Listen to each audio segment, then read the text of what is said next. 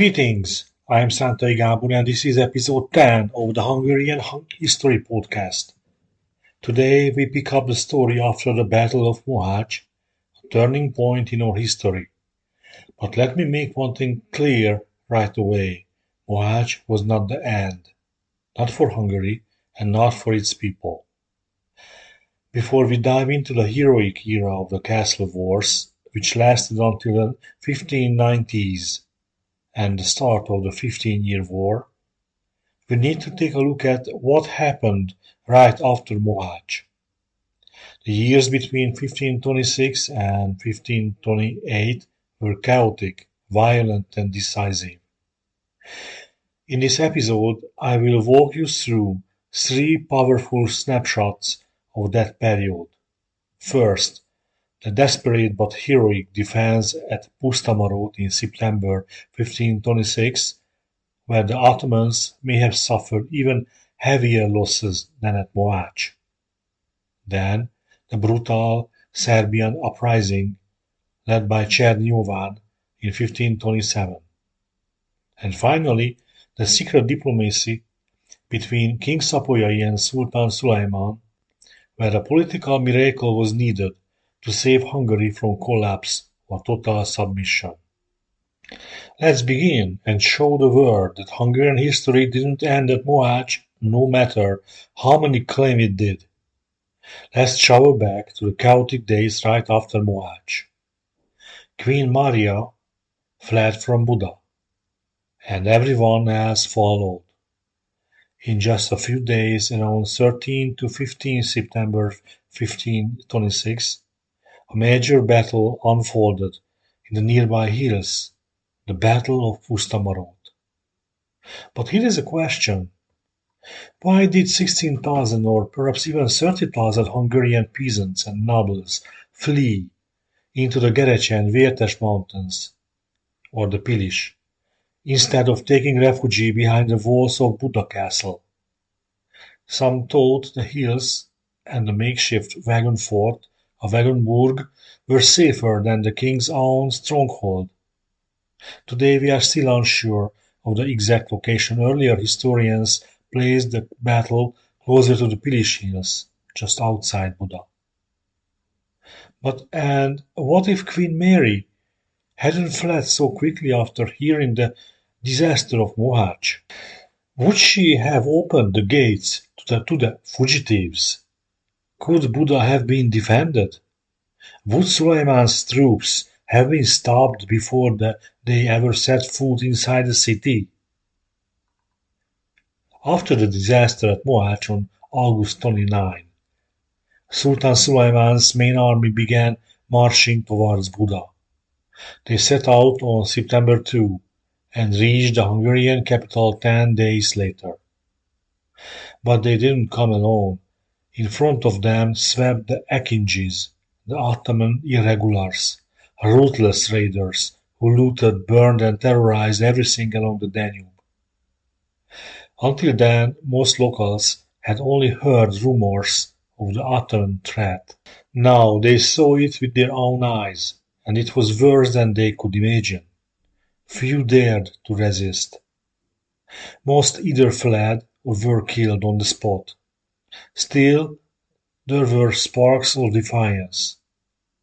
Peasant forces clashed with the Ottomans in the Matra Hills on September 28 and in Bács on the 30th.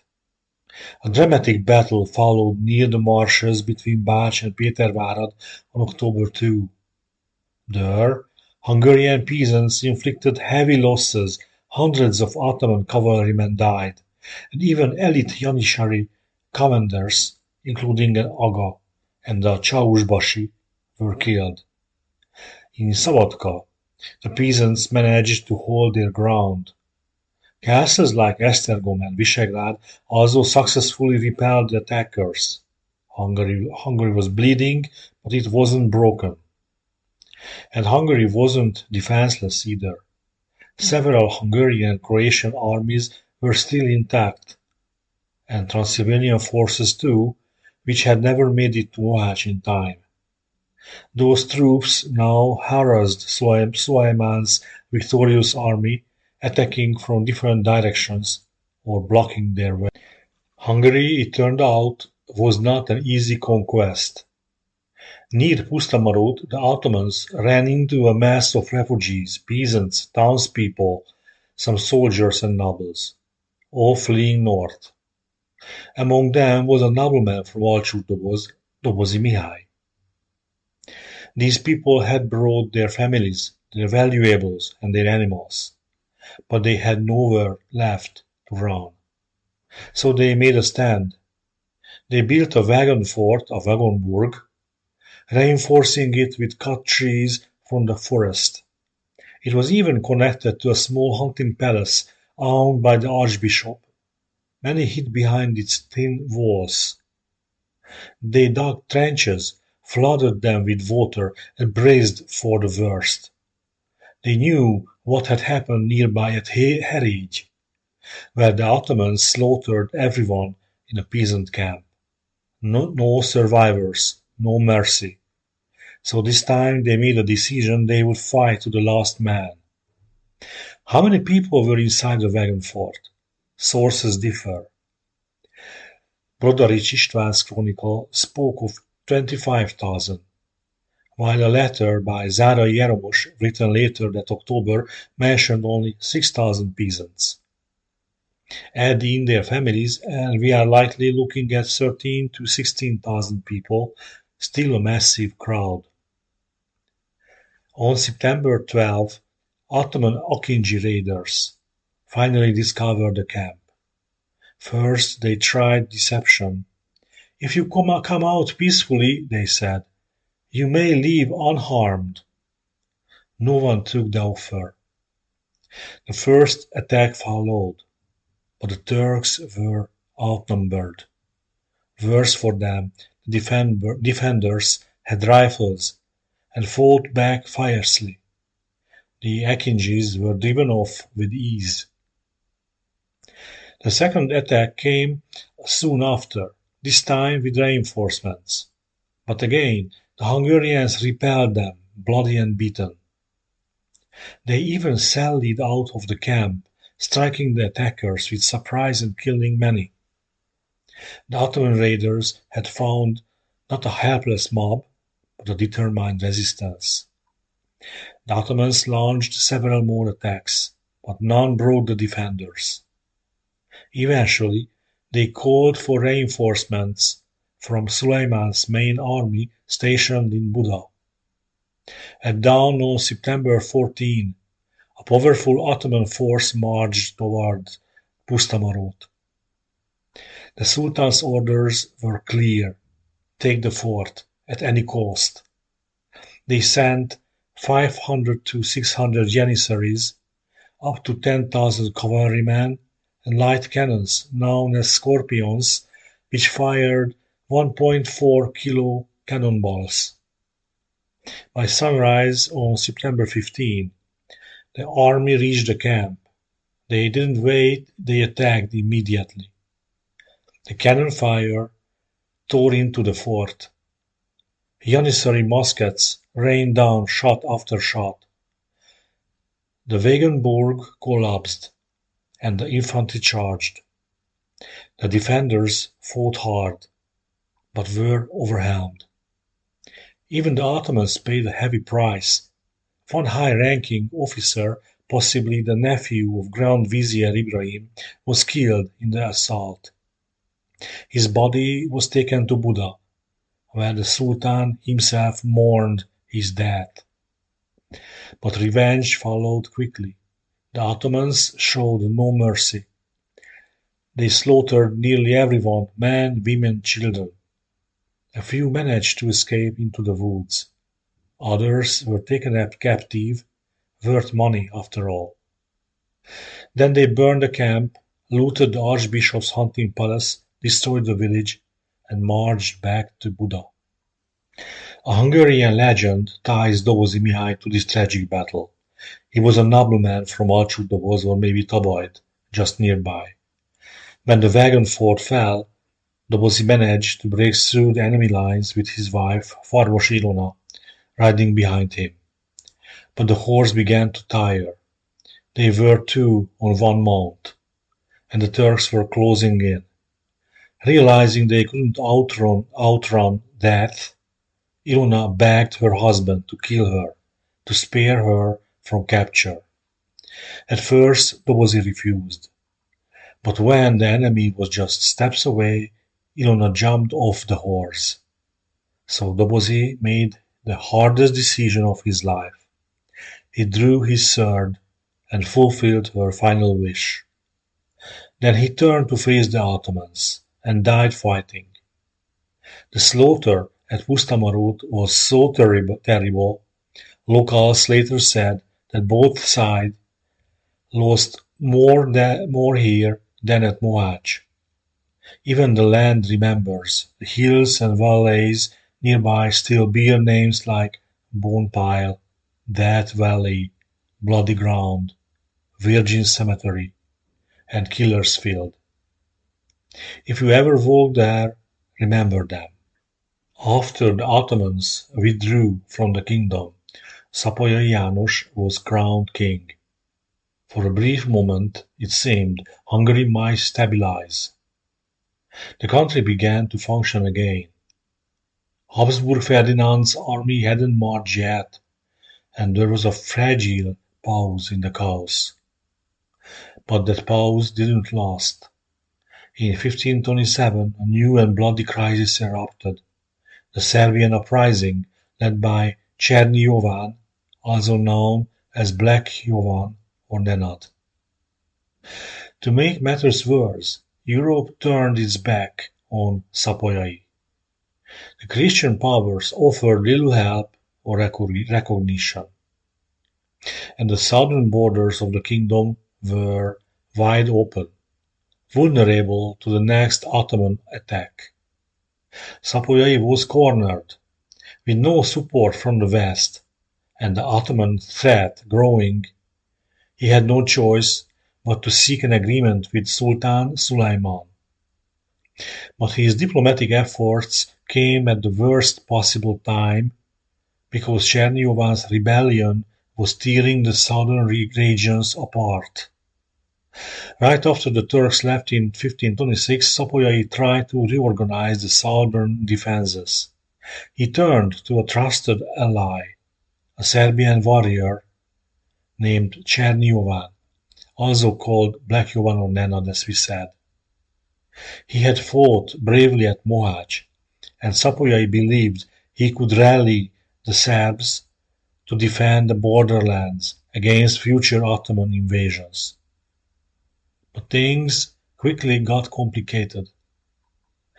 When Hungarian landowners returned to their southern estates, they found their homes occupied by Serbian refugees, who had taken shelter during the chaos. Tensions exploded between the two groups. Meanwhile, Szapolyai attempted to resettle Serbs in Bács County and officially appointed Jovan as their leader. Jovan wasn't just loyal, he was a gifted military commander, strong, charismatic, and bold. He even urged Szapolyai to strike first, to launch a first attack on Habsburg Ferdinand before the inevitable invasion came. Sadly, Szapolyai didn't listen, and that decision would come back to haunt him. Things quickly got out of control. Černi Jovan, born in 1492, began calling himself Tsar and started building his own mini-kingdom in southern Hungary. And what followed was nothing short of a brutal civil war. Jovan's methods were ruthless, but so were Szapolyai's. Let's not forget how Szapolyai crushed Dózsa György's peasant revolt in 1514 with executions, impalements, and terror. Even monks weren't spared. The common people feared and hated him, and now Jovan was following a similar path. He claimed it was his divine mission to drive the Ottomans out, just like Doja George had claimed years earlier. And indeed, in the early phase of his short reign, Jovan actually did fight against the Turks. But that didn't make him a hero to the Hungarians, because while he clashed with the Ottomans, he also looted and burned the manors of Hungarian nobles. No surprise then that the local nobility saw him as a threat, and the fighting between them soon began. In November 1526, Jovan took control of Szabadka, today's Subotica. That was the tipping point. Local Hungarian nobles saw it as an outright rebellion. They attacked the Serbs, but the conflict only escalated. The civil war had truly begun. Jovan now went even further. He declared himself Tsar of Serbia, Ban, Duke of Temes, and ruler of Bács County. He set up a royal court in Szabadka, raised an army of 15,000 men, minted his own coins, and handed out noble titles to his officers. To the alienated Hungarian lords, he was no longer a freedom fighter, he was a traitor, and some believed he had struck a deal with the Turks. When Hungarian commander Csáky László tried to crush the rebellion, Jovan defeated him and had him beheaded. Then he took Szeged and made it his new stronghold. His forces began a campaign of mass violence, killing Hungarians, Wallachians, and Saxons alike. It was no longer just a rebellion, it was devastation. And worse, Habsburg Ferdinand saw an opportunity. To weaken Szapolyai, he began supporting Jovan, sending him money and valuable gifts, fueling the chaos from behind the scenes. Eventually, Szapolyai had enough. He ordered Voivod Perényi of Transylvania to crush the rebellion. But Jovan's army was stronger than expected. On May 22, 1527, he defeated Perényi's Hungarian Saxon forces at Tiszaszőlős. Then came the revenge. Jovan's men rampaged through southern Transylvania, burning villages, looting towns, and devastating the Marosi River valley, including lands loyal to the Habsburgs. His scorched earth campaign reached all the way to Szászváros, today Orasce. In his wake, Wallachian, Hungarian, and Saxon peasants and burghers were slaughtered. But his brutal reign began to unravel. Disillusioned Serbs abandoned his army, many returning to the Ottoman-occupied Szerémség region. Some of these smaller units were picked off one by one. Then came the strangest twist of all. Hungarian peasants, who had once fought in Dózsa's uprising against Szapolyai, now took up arms with him, marching under flags of the very nobles who crushed them in 1514. That is how far things had gone. By now, even Ferdinand gave up on Jovan. But for Szapolyai, the damage was done.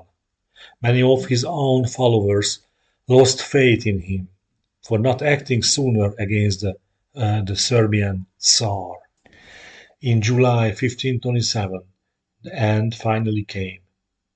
Czerny Jovan and his 8,000 men faced a combined force of Hungarian, Serbian, Wallachian, and Saxon peasants and nobles, about 13,000 strong, led by Lord Perényi, Bishop Cibak of Várad, and the Comes of Temes County.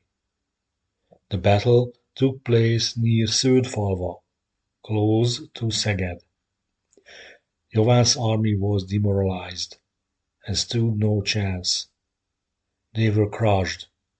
The self-declared Tsar was wounded in the fight, not fatally, and managed to flee toward Szeged. But even in retreat, he kept looting. In Szeged, he attacked the fortified home of Zákány István, local burgher. Bad idea.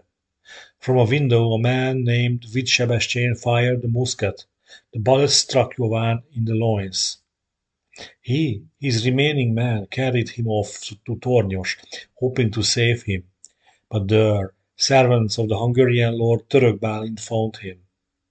According to some, Török beheaded him, whether dead or alive is unclear, and sent the head to Szapolyai claiming victory.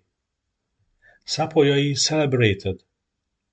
A Te Deum was sung in Buda, and Jovan's head was paraded through town before being thrown into the Danube. But the truth soon came out. Török had lied. Ashamed, he defected to Habsburg Ferdinand, who was more than happy to welcome him.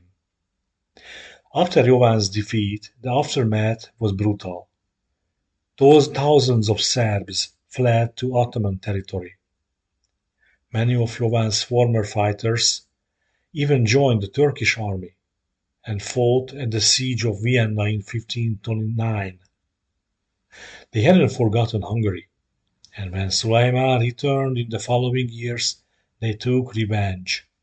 The region between the Danube and the Tisa suffered horribly during this time. Still, not all Serbs turned away. Many stayed in Hungary and Transylvania and kept fighting the Ottomans, the old enemy. But ethnic tensions remained. Sadly, similar conflicts returned after 1699, when the Turks were pushed out of the kingdom, and this time the Habsburg helped stir the fire. Over time, Cherny became a divisive symbol, one of who deepened mistrust between Serbs and Hungarians for centuries, feeding into the ethnic struggles of the 19th and 20th centuries. And while all this was unfolding, Szapolyai had no time to rest. With Jovan gone, a new threat loomed: Habsburg Ferdinand, ready to claim the throne. That's when Szapolyai turned to diplomacy and sent his envoy Hieronymus Laszki, or Laszki Jeromos as we know him, to Istanbul to negotiate directly with Suleiman. Born in 1496, Laszki was a brilliant and daring Polish diplomat, one of Szapolyai's most trusted men. And this made perfect sense. Szapolyai's mother was Princess Hedwig of Teschen, a Polish Piast. The Polish connection was real and powerful. In return for his loyalty, Szapolyai made Laszki a count, showered him with lands and honors. Now, in 1527-28, Hungary was being attacked by Habsburg Ferdinand, who claimed the throne for himself. Szapolyai had been stabbed in the back, and he now had no choice but to seek an alliance with an unlikely partner, the Ottoman Empire. It was a desperate move, but all Christian monarchs had abandoned him. Still, many in Europe quietly understood why he did it. The Pope, Venice, some German princes, even King Henry VIII of England, and King Francis of France all recognized the logic of Szapolyai's negotiations, because they feared something worse: an unstoppable, ever-expanding Habsburg Empire. You see, Charles Habsburg, the Holy Roman Emperor, had bought his crown with Fugger money, and to pay his debt he needed Hungary's silver and gold mines. He had already sacked Rome with German mercenaries. Now he pointed those same soldiers toward Hungary, and Queen Mary, King Lajos II's widow, gave them the green light. At the time, both Poland and France were already allied with the Ottomans. So Szapolyai's move wasn't unprecedented. But he didn't want to surrender Hungary, he just needed time. Ferdinand's invasion was underway, and Szapolyai knew something crucial. Suleiman wasn't yet ready to conquer all of Hungary. So there was a narrow window for negotiation. Had these talks started before Mohács, Hungary might have stood on stronger ground. But they didn't, and you can thank Queen Mary for that. It was she who blocked earlier peace initiatives. Let's be clear, negotiating with the Turks wasn't betrayal. It was strategy, one that even the French, Polish, and Venetians used for survival. Still, when Lasky arrived in Istanbul, his mission was far from easy. He had no army behind him, no gifts, and in Ottoman eyes he came from a weak king in a divided country. The reception cold, suspicious, hostile. But Lasky wasn't the kind of man to back down. In Istanbul, Pasha Mustafa, Sultan Suleiman's son-in-law, welcomed Lasky with biting sarcasm. You came with nothing, no gifts for my lord. Don't you know or lo, wherever the Sultan has once rested, that land is ours forever. You are belittling the Sultan. If you talk about friendship of your king is a serf, and if you bring no tax, I have nothing more to say to you. Then came the Grand Vizier, grim and unsmiling. Go and beg the Sultan. Ask for mercy for arriving so late. Promise him a tax. Don't name the amount. I will reduce it for you. Do that, and maybe you will succeed. And who exactly will your king fight for us? Szapolyai, the Persians? They are far away. You want us to hand over Hungary for free and protect it in return for what? Take my advice. Promise taxes. Otherwise, neither your king nor Ferdinand will get Hungary. We will turn Buda into our Constantinople and make it the headquarters of our empire. Then send the Crimean Tatars against Poland. Szapolyai had given strict orders: no taxes, no tribute, no vassalage. For Lasky, this was starting to feel like a mission impossible. But he wasn't done yet and didn't flinch. He looked his Ottoman hosts in the eye and answered boldly, like this: If you don't want the alliance I offer, then give me a travel pass and I will return the way I came. Then came the warning.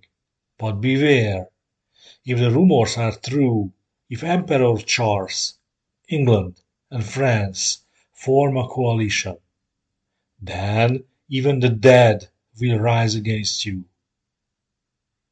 Lasky admitted Hungary's weakness. Yes, we are in need. Fighting both Ferdinand and you would be near impossible.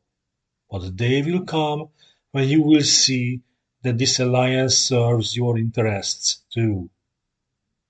Then he hit them where it hurt: pride. You say your lord values respect above wealth? Then prove it. Give back the Slavonian and Croatian lands you took from us during King Lajos' time. Do that, and my king will honor you always, and accept you not as a master, but as a tutor and guardian. You see, Lasky had just thrown down a challenge and wrapped it in diplomacy. Now the ball was in the Sultan's court. And the Grand Vizier's reaction? He laughed and walked away. But the next day he sent a message, not directly, but through Ludovico Gritti, the illegitimate son of the Venetian Doge and a powerful fixer in Ottoman politics. Gritti relayed the vizier's firm stance. Hungary must pay taxes, that's the deal. But Lasky stood his ground. The Hungarian nation would never accept that, and if we do, we will lose the support of the Christian world. Even the French king would abandon us. Time passed. Then in January 1528 Gritti returned with a new offer. Fine, the Pasha gives up on demanding taxes, but the Hungarian king should send an annual gift of 10,000 gold forints. A gift in name, but Lasky saw through it. That is still tribute, he said. That is still submission. So he made a counter-offer. If you return the lands of Szerémség region, we will send the gift every 5th year, but only if the amount isn't fixed in advance. Lasky was walking a fine line, buying time, avoiding humiliation, and still keeping Hungary technically independent. Eventually, Lasky made one final offer. Return the lands of Szerémség region, and we will send the gift once a year, but on our own terms. And something changed. The Ottomans finally softened. Lasky was granted a formal audience with Sultan Sulaiman. Standing before the most powerful ruler of the East, Lasky spoke. My king, Szapolyai János, had already sent 2 envoys. Both disappeared. I came empty-handed only because I was robbed in Wallachia. But I bring you something far more valuable, an alliance against Habsburg Ferdinand. Suleiman listened. Then he replied, I receive your king's friendship with a grateful heart, but let it be known, Hungary is already mine, for I have taken it with the right of third. Still I see your king's good intentions, so I will grant him this land, and help him fight Ferdinand for the benefit of us both. Against all odds, Lasky had succeeded. He had secured Ottoman support without Hungary becoming a vassal, and without paying tribute, just as Szapolyai had ordered. Still, the Sultan made one thing clear. He claimed Hungary as his own, no matter what the papers said. Let's not forget what was happening behind the scenes. While Szapolyai was fighting for Hungary's survival, Habsburg propaganda spread across Europe, accusing the Hungarians of collaborating with the Turks. But here is the truth. It was Ferdinand himself who sent envoys to Suleiman, offering tribute in exchange for peace, because he couldn't even hold the castle of Jajce at that time. And in the end, it was Lasky's bold diplomacy that brought about the truce, one that would shift the Ottomans' focus. Suleiman turned his gaze westward, toward Vienna, the so-called Golden Apple. He launched his next great campaign against Ferdinand, and for a time Hungary was spared from the full weight of Ottoman conquest. But this choice would cost the Sultan dearly. He became entangled in the network of Hungarian border fortresses and never reached Vienna. Instead, he died at Szigetvár Castle in 1566, his grand dream left unfulfilled. And so King Szapolyai was restored to power. It wasn't a perfect victory, but it was enough to save something. Out of this fragile compromise, a new reality was born, the foundations of a semi-independent Transylvania. Not fully free, but not lost either, neither to the Ottomans nor to the Habsburgs. As for Lasky, his reward was grand. He received Szepes Castle, Késmark Castle, the mining town of Gölnicbánya, and the village of Reno. Later he was even made voivode of Transylvania. But ambition got the better of him. After 1532 he conspired with Ludovico Gritti, hoping to claim Transylvania for himself. Gritti was soon slaughtered, and Lasky was imprisoned. Eventually Szapolyai pardoned him, but the bond was broken. Lasky defected to Ferdinand.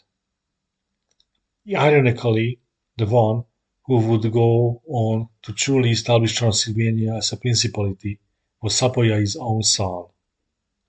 Born under the shadow of the crescent moon, but carrying forward a piece of Hungarian sovereignty.